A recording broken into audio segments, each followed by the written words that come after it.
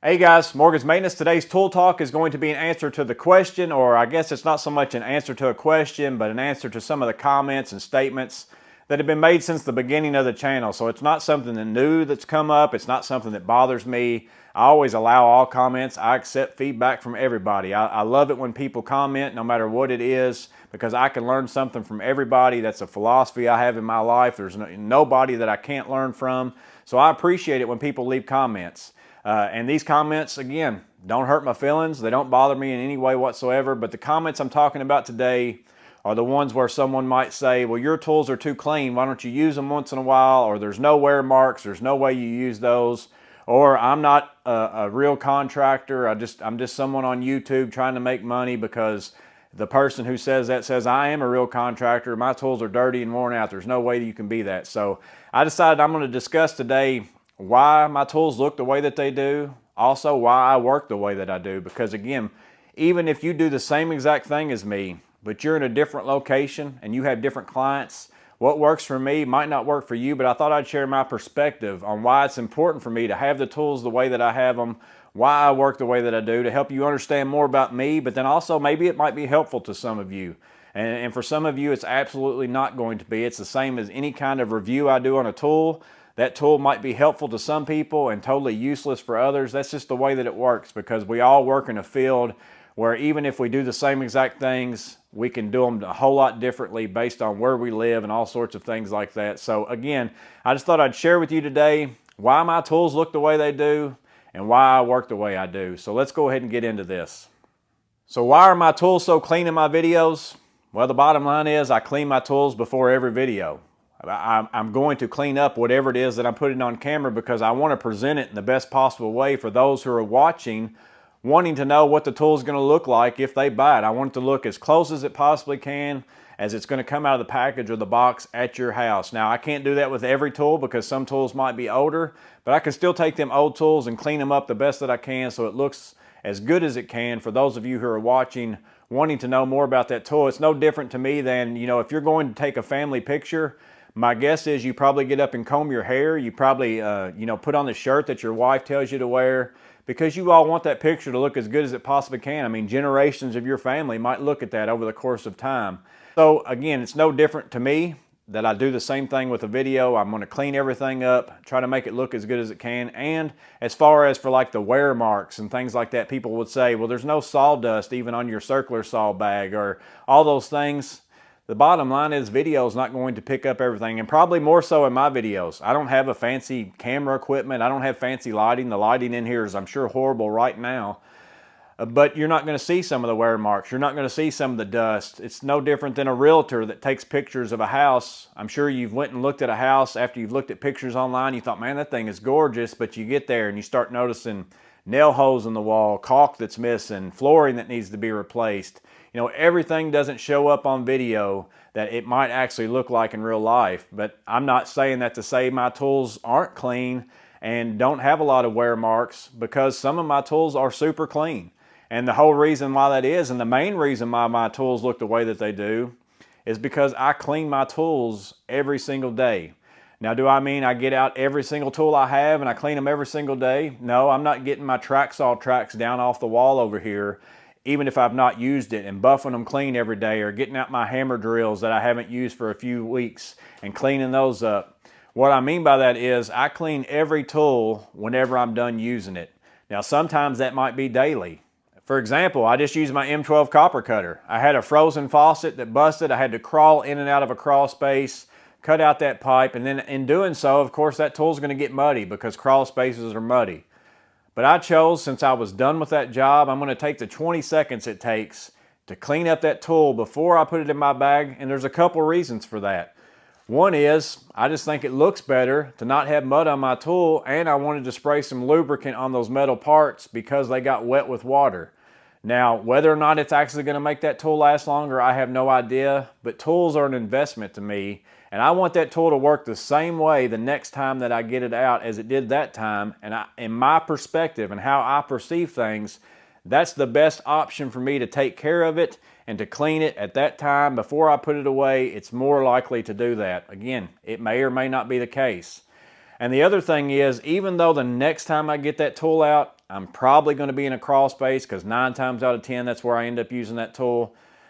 Someone might say it's just going to get muddy again. Why would you spend the time to clean a tool that's just constantly get muddy over and over again? Well, I might very well, that might be the case, but also the next time I get it out, it might be in someone's finished home. I might go to a client's house who's having a problem under their kitchen sink.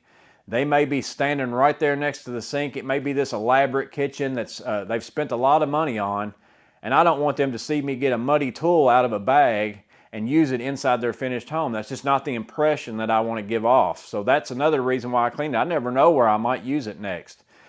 So again, I was done with that tool that day, so I cleaned up that tool that day. Now, also doesn't mean that I clean every tool when I use it every day. My drywall gun, for example, sometimes I might hang drywall for 3 days in a row. Well, I won't clean that after day 1, and I won't clean it after day 2 because I'm just going to continue to get it dirty again. But after day 3, when I'm completely done with that job, I'm going to clean all the drywall dust off of it. I'm going to lube up the parts that I can lube up. I'm going to put it away because, again, it's an investment to me, and it's something that I want to take care of so that it can take care of me. And again, it might not cause anything to last any longer. I'm not saying scientifically that it does, but that's my perspective on things. That's why I clean the tools the way that I do. And another reason why my tools look the way that they do is because I've got a lot of tools. You know, I've got too many tools. I've even had that comment, and I 100% agree with you. I buy way too many tools, but that's because tools are my thing. You know, we all have things. Some people collect baseball cards. Some people like trucks, cars, boats, fishing rods, whatever it is. We've all got a thing that we spend our extra money on, or whenever your family members give you gift cards and things like that. I buy tools with mine because that's what I enjoy. That's what I collect. And because I've got so many, my wear gets spread out all over a lot of different tools.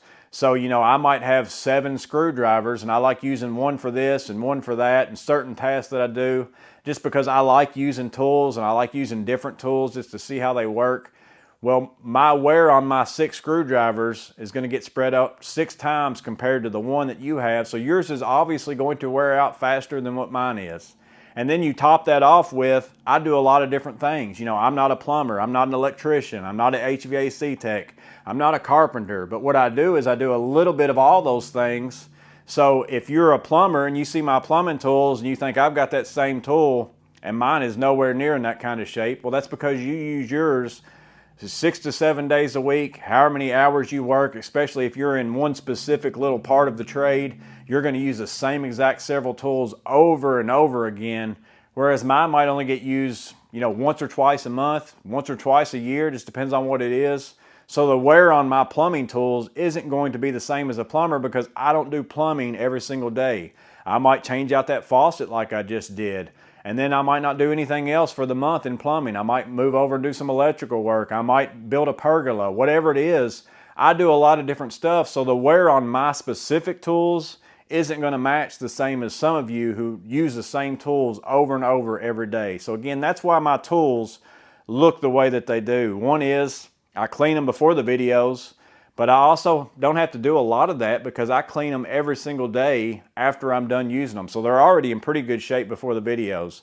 But also a video doesn't show you everything, and the wear on my tools is spread out over many tools and over many different days where I might not even use them because I do a lot of different stuff.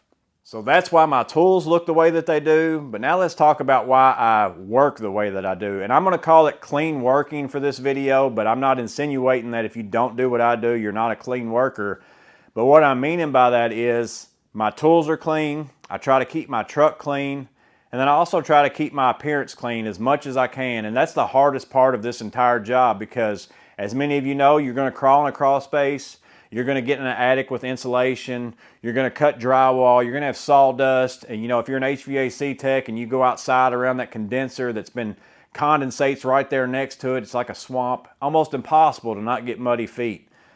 But I still keep extra clothes in my truck in order for me to be able to work clean and have a clean appearance so that if I run into a situation where that was the job before I go to my next job, I can change clothes because I want to give off a certain perception or certain perspective to that customer that I'm going to, a certain impression. You know, that's like I don't want to go and finish and hang drywall and all those things and have drywall dust all over me. And then my next client, I go into a finished home. I walk through their house into their master bedroom. I work over the bed that they sleep in, and I change out a ceiling fan.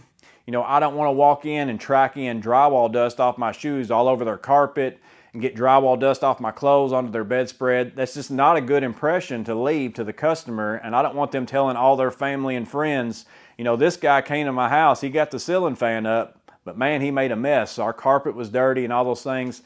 That's not the impression that I want to give out. That's not the perspective I want them to have of me. And like I said in the thumbnail, or like my title says, you know, it's yours, mine, and the customer's perspective. It's all about perspective. And that's what this boils down to. Just like those comments of, your tools, they're way too clean. You know, you must not use them. Or, you know, I'm a real contractor because my tools are dirty and worn out.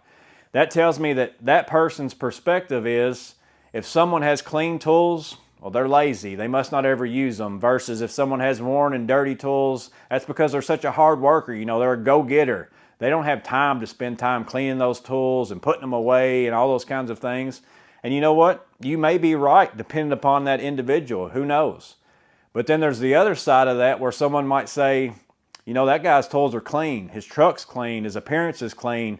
He takes pride in the things that are around him. You know, I bet he's going to take pride in the work that he does at my house, versus also someone who has worn out tools, pulls up in a beat up truck that's just full of paint cans tipped over in the tailgate, tools just thrown in like crazy, gets out with holes in his shirt, maybe not even wearing a shirt at all. And they're going to say, I don't know about this guy. I don't think I want him working in my house. You know, that's also someone else's perspective. So which one is right about the tools? If they're clean, they're lazy, or if they're clean, they take pride in their work. Which one's right? Well, they either both could be right, or they both could be wrong, or it depends on the situation, right? You can't just say one way or the other, because it's not the clean tools or the dirty tools that makes the difference in the person. It's the person that makes the difference. You know, someone's tools and what shape they're in doesn't prove that somebody's a hard worker or a real contractor, or, you know, someone's lazy and doesn't do anything. That's not what matters. That's up to the person. But you're taking your perspective on things, you're taking how you perceive things, and you're applying it to everybody. And that's just not the case sometimes. So that's the two differing perspectives on clean tools, dirty tools. One people can believe one way, one people can believe another. That's the yours and the mine. But then there's that third perspective. There's that customer's perspective. How do they view a good contractor? What is it that they're looking for? Who are they looking for to come to their house to do work? And over time, I have felt like that's another reason for me to have clean tools, a clean truck, and a clean appearance. Now, that's something personally I would just do anyways. But over time, and again, I've not been in my own 100% own business for, you know, I've been in it for a little less than a year. But I've been doing this for 20 years with side jobs, working for other companies and things like that. And I have noticed over time that there's a certain customer out there who's maybe willing to pay a little bit more money. I've got a certain customer out there who's probably willing to just call me up and say, I know I want you to do the job. Just get me a price and then put me on your schedule. You know, there's no real bidding war involved in that. All those things I have noticed over time are the customers who care in my area. Again, it might not be in yours, who want someone who's pulling up in a clean vehicle, getting out of their truck with a clean appearance, and bringing clean tools into their house. They don't want somebody coming in their house with that dirty vacuum. And again, their perspective on things could be completely wrong. I could pull up in a $70,000 truck. I could get out in a shirt and tie and do work if I wanted to, and have the nicest tools possible. I mean, I could get Festool sustainers out of my truck and carry them in their house, and I might be the worst contractor that's ever done a job in their house, because they can be completely wrong. The same way that we can be wrong about the dirty and clean tools, they can be wrong about the individual, because it's not those things that make a good worker. Somebody could pull up in the most beat up car ever, pull out tools that look like they were from 50 years ago, and come in their house and do the best work that they've ever seen in their life. So the customer can be wrong as well. But again, that customer over time has told me that that's the customer I'm shooting for, is the one that cares about those things, because I don't want to get in bidding wars. I work by myself. So if I'm out giving 5 bids, that means I'm not doing work that I'm getting paid for, because I can't be in 2 places at once. So I don't want to spend time going to someone's house who doesn't care that someone is dirty, doesn't care what kind of vehicle they pull up in, doesn't care about anything because they just want the job done. And you know what that tells me? They don't care about the work that's being done. They just want it done for the cheapest price. And again, that's not every time, but in my experience, most of the time that's the case, and I'm never going to be that cheapest price. So that's just a waste of time for me to go there and even bid that. That's time and effort where I could have spent at some other job actually making money. So I try to steer away from those things. So again, that's why I work the way that I do. That's why I have clean tools. That's why I have a clean truck. That's why I have a clean appearance as best as possible, because I'm seeking after a customer that places value on those things, because I have felt over time those are the ones that are going to pay me. Those are the ones that are calling me up and say, it doesn't matter to me. I want you to do the work. Just get me a price. Put me on your schedule. That's who I'm looking for to work for, and that's why I do the things that I do. And again, I'm interested to hear what you guys say in the comments below.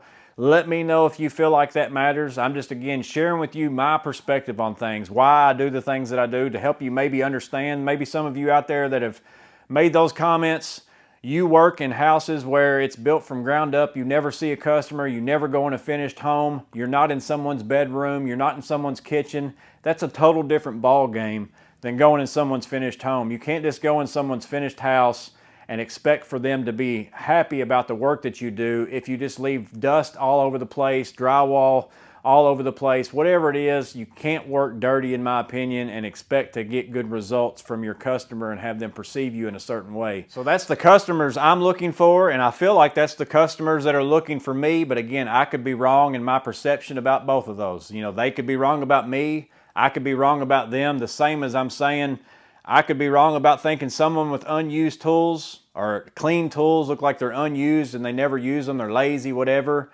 And I could also be wrong if I think someone who has worn out looking tools, I could be wrong thinking that they're a hard worker. They might actually be lazy. Who knows? Because that's what I'm getting at with this whole entire video is our perception on things is not reality sometimes. You know, someone who has clean tools, they might very well be unused. That might be true.